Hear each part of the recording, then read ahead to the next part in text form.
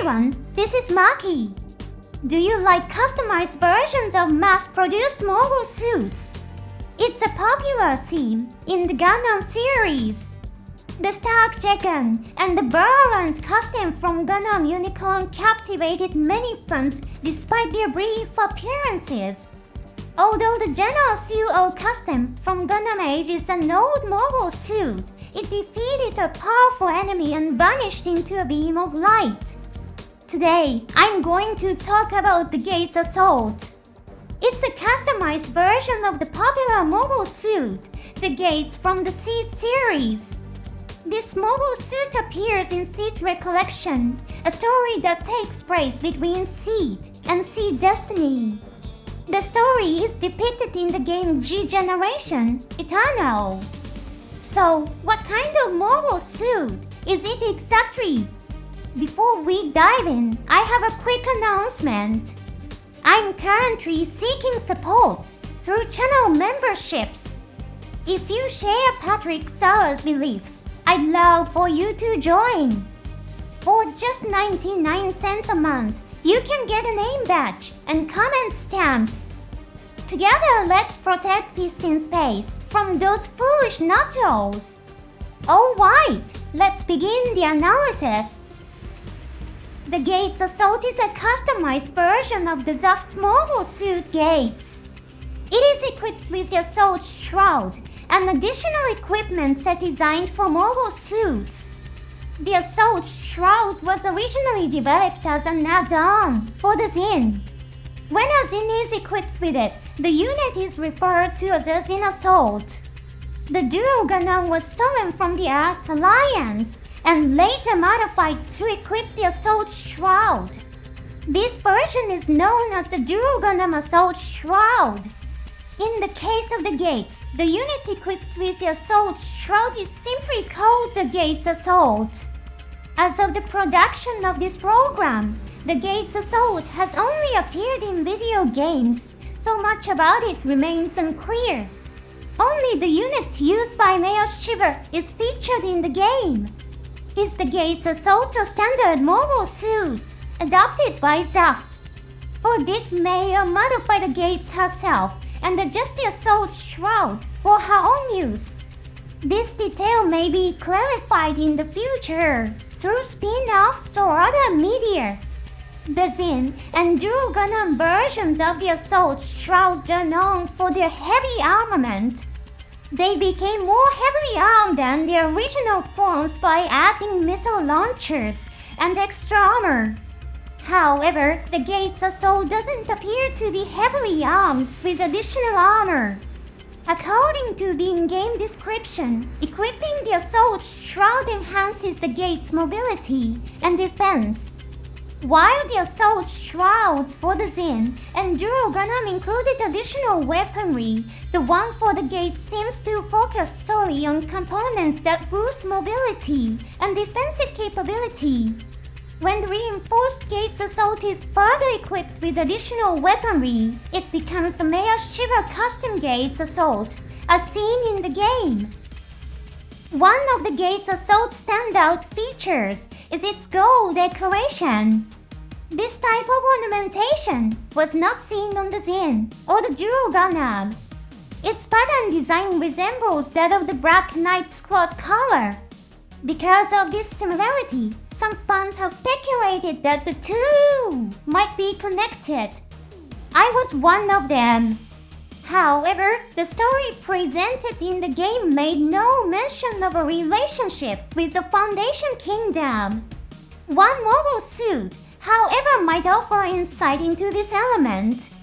The ceremonial version of the Zin, designed for use in Zaft military ceremonies, is that mobile suit. Its most notable feature is its golden decorations. These decorations were designed through computer simulation. The plants, the nation where the genetically superior humans known as coordinators reside, were a newly established state in the grand timeline of human history and lacked a deep cultural heritage.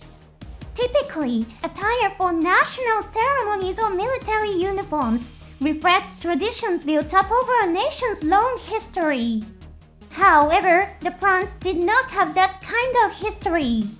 Therefore, they use data from color psychology and other sources to create a design for the decorations deemed appropriate for a coordinated nation through computer simulation. The result was the Zen ceremonial type. Much like plant, the Foundation Kingdom is also a young nation. It was managed and governed thoroughly by Queen Nora and her aides, the Accords. The lives and jobs of its citizens were controlled through the destiny plan. It's likely that they also used computer simulations to design their ceremonial decorations. They may have analyzed vast amounts of historical human data to create an average, standardized design.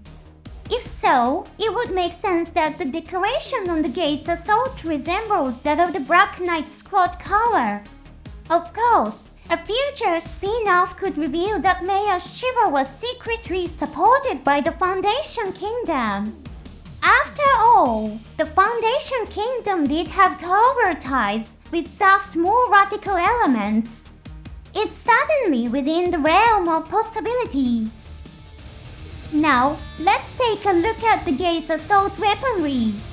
We'll start with the weapons it uses in the game. The first is its close combat weapon, the Trishula Beam Trident. This spear-type weapon generates 3 beam blades. The name Trishula comes from the weapon wielded by Shiva, a god in Indian mythology. In Indian mythology, Shiva's trident also has 3 prongs. Interestingly, the dual Gundam assault Shroud's railgun is also named Shiva, though any connection between the two is currently unknown. The gate's assault spear uses the model number prefix MA, which is associated with the company Mother's arsenal. Conversely, the Shiva railgun used by the dual Gundam assault Shroud does not currently have an official model number. However, mobile suit firearms and railguns are typically developed by a company called Mechas Military Industries. Therefore, it's likely that the names Trishula and Shiva are coincidental references to the same mythology and are otherwise unrelated. The Trishula can function as a beam gun by using the central beam blade emitter as a barrel. This component houses both the beam saber emitter and the beam gun muzzle. This kind of dual function design is relatively rare in the cosmic era world. In the Universal Century series, beam sabers, beam guns, and beam cannons are often integrated into a single weapon with switchable modes. However, this kind of feature is quite uncommon in the SEED series. The beam rifle and beam saber used by GuAIZ Gundam are often misunderstood to be one weapon, but they are actually separate components. The beam saber is not emitted from the muzzle of the beam rifle. When the Trishula is used as a beam gun, its side blade emitters transform into a bow-like shape. The purpose of this transformation is currently unknown.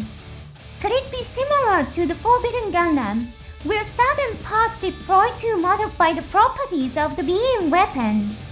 Or perhaps the emitters link together to enhance the beam's power? We'll have to wait and see if any future spin-offs will explore this further. Next is the high-energy conversion device known as the Daimaru. Daimaru is the name of a small drum used in Hinduism. It's also one of the tools wielded by the god Shiva. According to legend, Shiva used the Daimaru while dancing to create the universe. The Daimaru used by the gate's assault is a prototype weapon based on Zack's secret super wing, Genesis. When a beam is fired at the Daimaru, it absorbs and amplifies the energy internally before converting it into an extremely powerful beam and firing it out. It's a fascinating weapon that combines Genesis technology with the concept of a drum for creating the universe. It's unclear if the Dimaru contains a generator or an internal energy supply system. However, since it has the specific feature of amplifying absorbed beam energy, it's likely that it doesn't have a generator. If it did, it would be more efficient to equip it with a standard beam weapon.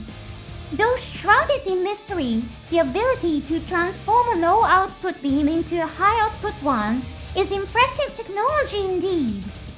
Since it must stop moving to fire, it may be a support weapon for rear fire. These three are the only weapons used by the GuAIZ assault in the game. In the visuals, it is also equipped with a shield and a waist-mounted weapon called the external arrestor. It also appears to have machine gun barrels mounted on its head. However, none of these were used in the game. This may have simply been a decision made for the sake of game balance. Keep in mind that Mishiba is a defector from the official Zaft military and is essentially a terrorist. She may not have had access to sufficient supplies or support. In that case, it wouldn't be surprising if those weapons were non-functional or unavailable. The GuAIZ assault didn't appear much in the game, but its sleek and stylish design made a strong impression. Unfortunately, its battle scenes weren't animated in the game. However, it survived the fight against the Dragoon Strike piloted by Kirar. This shows that Maya is a skilled pilot. Maya Shiva's ideology is also a fascinating topic. I plan to create a separate episode to explore the topic further. Please look forward to it. That wraps up today's episode. Thanks so much for watching all the way to the end. See you in the next one.